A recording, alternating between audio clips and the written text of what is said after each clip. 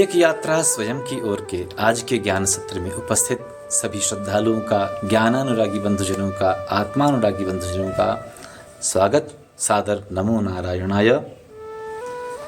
आज का विषय मनुस्मृति अध्याय 2 का ही श्लोक संख्या 97। मनु महाराज आज जिस विषय में कह रहे हैं बहुत गंभीर विषय है।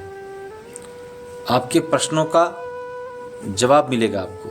मन में कईयों के विचार आता है कि हम तपस्या कर रहे हैं, यज्ञ कर रहे हैं, सब कुछ कर रहे हैं, फल क्यों नहीं मिल रहा, उल्टा फल क्यों मिलता है कभी कभी।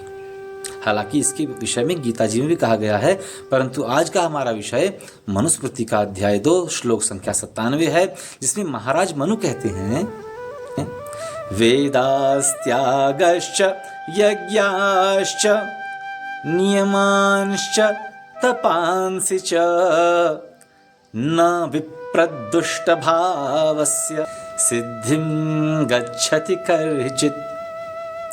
अर्थात जो दुष्ट प्रवृत्ति के लोग होते हैं ना, यहाँ देखिए फल आपकी प्रवृत्ति पर निर्भर कर रहा है।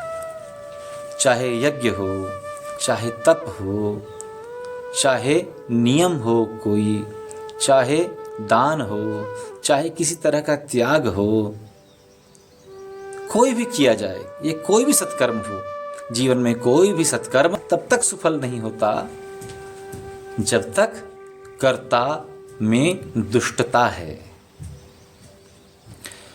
दुष्ट व्यक्ति की ये कोई भी चीज सफलता को प्राप्त नहीं होने देती।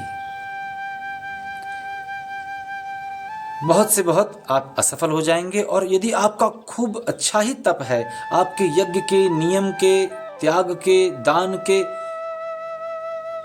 कीर्ति के गुणगान यदि स्वर्ग तक भी गाए जाएं, ब्रह्मलोक तक भी गाए जाएं, तो बहुत से बहुत यदि उसका फल मिलेगा भी सही, तो आप एक राक्षस बन सकते हैं, अत्यंत बलवान, बहुत तेजस्वी, परंतु सत्पुरुष नहीं बन सकते। आप दैवत्व को धारण नहीं कर सकते। इतिहास में ध्यान है, हिरण्याक्ष हिरण्यकश्यपु, महिषासुर, शुंभ निशुंभ, रावण कुंभकर्ण, कितने गिनेंगे। क्या इन्होंने दान नहीं किया? क्या इन्होंने त्याग नहीं किया? क्या इन्होंने तप नहीं किया? क्या इन्होंने यज्ञ नहीं किया? क्या इन्हें वेदों का ज्ञान नहीं था? सब चीज थी इनके साथ, और बहुत उच्च कोटि के वेदज्ञ, उच्च कोटि के तपस्वी, उच्च कोटि के यज्ञकर्ता होने के बावजूद आज संसार इन्हें असुरों के रूप में, राक्षसों के रूप में स्मरण रखता है।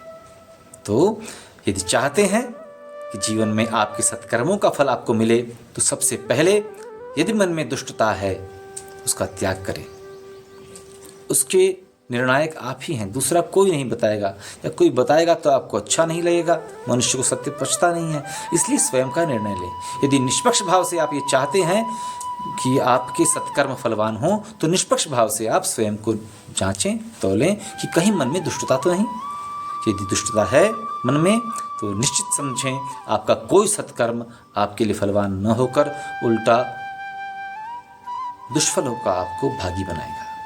अगले ज्ञान सत्र में पुनः मिलेंगे। तब तक के लिए निवेदन है, चैनल को सब्सक्राइब करें, इस ज्ञान को अपने अन्य मित्रों, बंधु बांधवों तक पहुंचाएं, शेयर करें। कोई आवश्यकता हो, आपका कोई विचार हो, आपकी कोई मुझसे शिकायत हो, तो कमेंट अवश्य करें। इसी के साथ अगले सत्र में मिलेंगे। तब तक के लिए नमो नारायणाय।